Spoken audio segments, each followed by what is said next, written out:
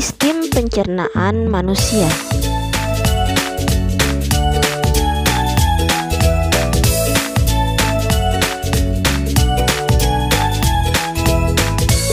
Selanjutnya, tujuan kita mempelajari materi ini, kita dapat menyebutkan organ dalam sistem pencernaan, menjelaskan keterkaitan struktur organ pencernaan dan fungsinya, serta menjelaskan proses pencernaan.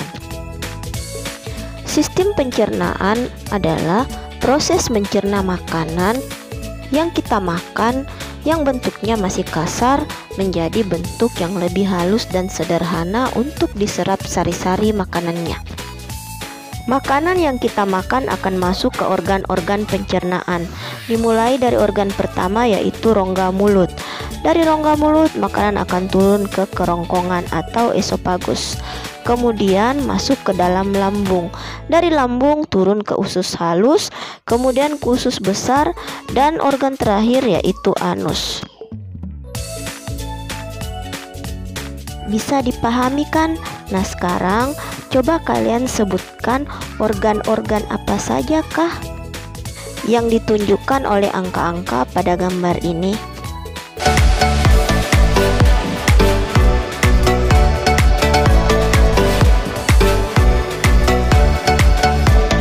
Selanjutnya kita pahami satu persatu organ-organ sistem pencernaan, dimulai dari rongga mulut. Di rongga mulut, makanan akan dicerna secara mekanik dan kimiawi. Makanan akan dicerna secara mekanik oleh gigi, lidah, dan kelenjar air liur dengan cara dikunyah dan dihaluskan agar menjadi potongan-potongan makanan yang lebih halus. Pencernaan kimiawi di rongga mulut dibantu oleh enzim amilase yang dihasilkan oleh kelenjar air liur. Enzim ini berfungsi untuk mengubah amilum atau karbohidrat menjadi maltosa atau monosakarida.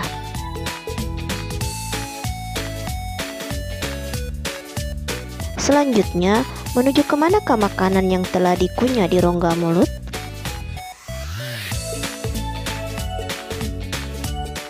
Ya, akan masuk ke kerongkongan atau esofagus. Di kerongkongan, makanan akan didorong ke lambung oleh kerongkongan melalui gerak peristaltik. Setelah masuk ke lambung, makanan akan dicerna lagi secara mekanik dan kimiawi. Pencernaan secara mekanik dilakukan oleh otot-otot lambung yang berkontraksi melakukan gerakan meremas atau menggiling makanan sehingga menjadi bentuk yang lunak seperti bubur makanan. Sedangkan pencernaan kimiawi pada lambung dibantu oleh enzim-enzim pencernaan yang dihasilkan oleh lambung atau getah lambung. Enzim-enzim pada getah lambung terdiri dari asam klorida yang berfungsi membunuh bibit penyakit yang masuk bersama makanan. Yang kedua, enzim pepsin berfungsi mengubah protein menjadi pepton. Yang ketiga, enzim renin berfungsi mengumpulkan protein susu menjadi kasein dengan bantuan kalsium. Agar mudah mengingat enzim-enzim yang dihasilkan oleh lambung, kita buat singkatannya ya, yaitu LAPER, yang merupakan singkatan dari lambung, asam klorida, pepsin, dan renin.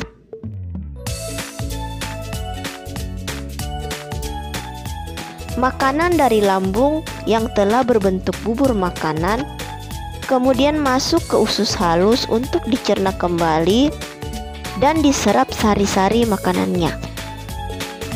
Usus halus akan terjadi proses kimiawi yang dilakukan oleh 5 enzim.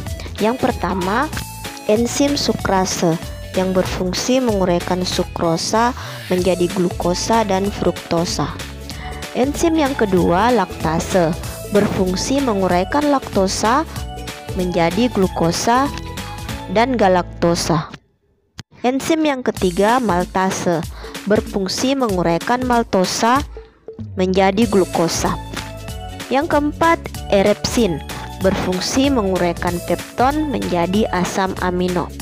Enzim yang kelima, lipase, berfungsi menguraikan lemak menjadi asam lemak dan gliserol.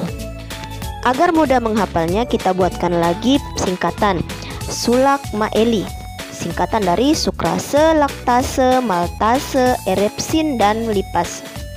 Pada ujung usus halus terdapat umbai cacing atau usus buntu, yang kegunaannya sebagai klep penghubung antara usus halus dengan usus besar, agar sisa-sisa makanan yang telah keluar dari usus halus menuju usus besar tidak dapat kembali masuk ke usus halus. Organ selanjutnya yaitu usus besar atau kolon.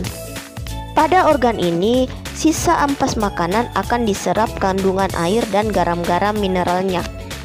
Kemudian, ampas makanan tersebut akan dibusukkan oleh bakteri pembusuk, yaitu Escherichia coli.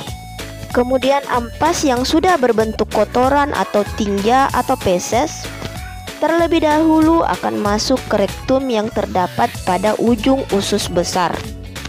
Pada rektum terdapat otot polos yang ketika terisi oleh ampas makanan akan berkontraksi sehingga menyebabkan rasa ingin buang air besar.